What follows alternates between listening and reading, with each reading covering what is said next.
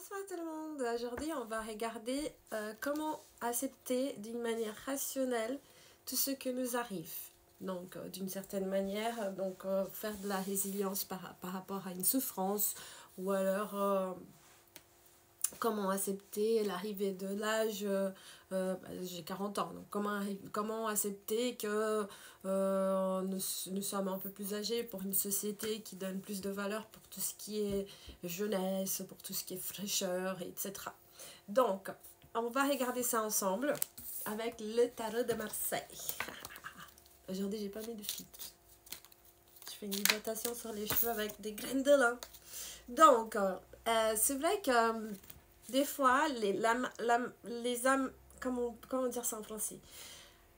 La vie, elles peuvent nous rendre un peu amers des fois. Par exemple, on va plus voir les gens on va plus se donner aux gens de la même manière qu'on se donnait à l'âge de 20 ans.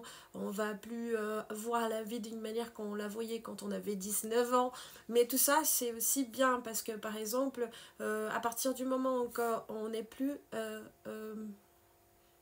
à la merci ou à la merci à la merci ou à la merci, vous avez compris, des relations passionnantes.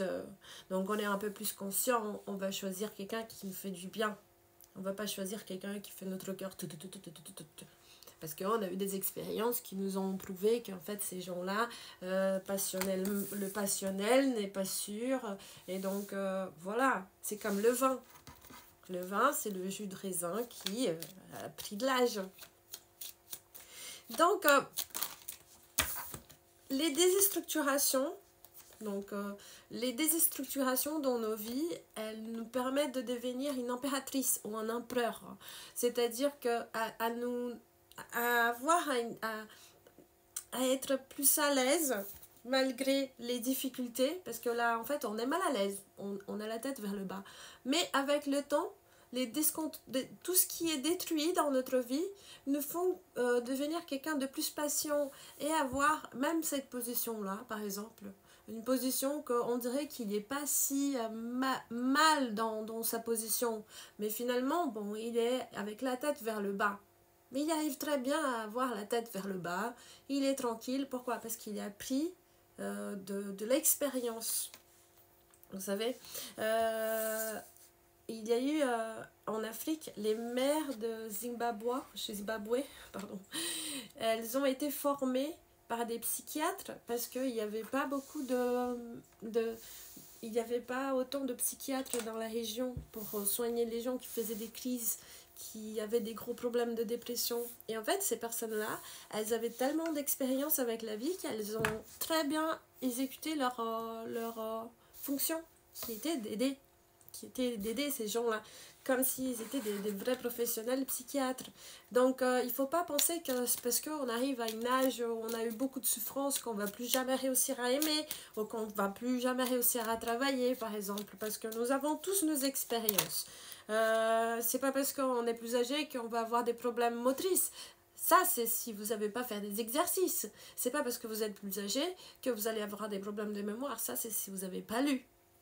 Donc, gagner de l'âge, gagner de l'expérience, ça nous permet d'être des personnes un peu plus, moins influençables. Parce que quand on a le mal-être, on va avoir le conseil de l'un, le conseil de l'autre. Donc, on est dans une position de mal-être. Et on va prendre les conseils de toutes les personnes qui nous aiment, un peu du vécu de chaque personne. Donc plus la personne elle est âgée, il nous donne une expérience de son vécu, mieux c'est. C'est comme les gens, par exemple, c'est comme les gens qui donnent des leçons de morale sans avoir vécu ce qu'on a vécu. Ça, c'est vraiment d'une maladresse qui est assez incroyable. Les gens, ils ne connaissent pas notre vie, ils n'ont pas vécu la moitié des choses qu'on a vécues, ils veulent nous donner des conseils. Ça, c'est vraiment quelque chose d'autant. Et c'est très mal perçu. Par contre, une personne qui a vécu plein de choses et qui a réussi à surmonter, ces personnes-là, c'est ces personnes-là qu'il faut écouter. C'est pas une personne, par exemple, il y a une personne qui est très riche, qui est arrivée à l'âge adulte et qui est milliardaire. Mais il n'y a aucune sagesse, parce qu'il n'a pas vécu les mêmes difficultés qu'une personne en Afrique, qui a dû comprendre sa force, qui a dû comprendre comment résilier malgré le manque de nourriture, le manque d'amour, le racisme, etc. Et la violence du pays, la guerre souvent. Donc, une personne qui est riche, souvent, elle va voir à côté d'elle des personnes qui sont intéressées. Une personne qui est pauvre, elle va être vraiment entourée par des gens qui l'aiment. Donc, qu'est-ce qui c'est mieux d'avoir quand on veille? De la sagesse ou de l'argent? Donc, c'est à partir de ce moment-là, quand on prend conscience de toutes ces choses-là, on arrive à comprendre que l'argent ne fait pas le bonheur. Bien sûr qu'on a besoin de l'argent. On a besoin d'un travail, on a besoin de l'argent. Ça, c'est sûr. On a besoin de l'argent.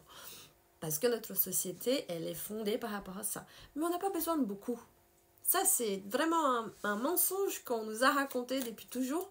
Parce que quand on a beaucoup d'argent, ce qu'on attire de plus, ce sont des gens intéressés. Et malheureusement, il y en a beaucoup. Et ces gens-là, ils vont souvent dire que vous êtes... Quand ils sont intéressés, ils vont vous attaquer en disant que vous êtes intéressé. Parce que c'est eux, en fait, qui sont intéressés. Avec l'âge, on travaille beaucoup nos émotions. Donc, on arrive à voir le côté, à voir tout ce qui est mauvais, qui a été mauvais en nous et tout ce qui a été bon. Et on va faire une balance entre le bon et le mauvais. Parce qu'on n'est pas parfait. On n'est pas parfait. Et par rapport à nos expériences, à toutes les... Parce qu'en fait, ça parle aussi d'avoir plusieurs options. Donc, plus on a des relations avec l'autrui, pas relation amoureuse seulement, même une relation entre amis, des frères et sœurs par exemple, plus on va travailler notre émotionnel. Donc n'évitez pas les relations, à part si c'est vraiment toxique. Mais essayez de connaître plus de gens. Essayez de faire des amitiés. Essayez de rencontrer des gens. Parce que c'est en faisant des amitiés qu'on arrive à voir le soleil dans nos vies. Parce que des fois, l'autre, il peut nous apporter vraiment beaucoup plus de ce qu'on peut imaginer qu'en restant toute seule, en restant isolée chez soi. Donc, essayez de travailler vos relations pour équilibrer ce qui est bien en vous et ce qui est mauvais en vous. C'est pour moi aussi, hein, ne vous inquiétez pas. Hein. Ne vous inquiétez pas. Utilisez la tristesse, tout ce qui est émotionnel, tout ce qui nous met dans un état vraiment pas possible. Oh, je transpire du nez. Je sais pas pourquoi, je transpire du nez. Bon, tout ce qui est vraiment triste dans nos vies, il faut l'utiliser comme un combustible, comme une essence qu'on met dans la voiture. Il faut l'utiliser, ah ok d'accord, j'ai de la colère, je vais faire du squat. Ah, ma soeur, elle me dit un truc qui est incroyable, elle dit... Plus on me fait chier, plus mes fesses, elles seront belles. Et c'est vrai qu'elle a les fesses les plus belles de la famille. Donc, s'isoler, c'est pas toujours la meilleure chose à faire. À part si c'est pour vous déstructurer mieux, et étudier et revenir encore mieux. Mais s'isoler éternellement, c'est pas la meilleure chose à faire. Parce que nous sommes faits pour être en communauté. Nous sommes faits pour être ensemble. Nous sommes faits pour être... comme les petits Amérindiens, uns sur les autres, à poil, en train de chanter. Il y a une chanson de Italie qui dit quoi? Qu'elle voulait être un Amérindien pour qu'il y ait ces indios. Je vais mettre cette chanson, mais c'est trop marrant. Je me rappelle plus de la chanson, mais elle est trop belle. Donc, à partir de ce moment-là, quand on utilise la colère comme combustible, comme on avait dit ici...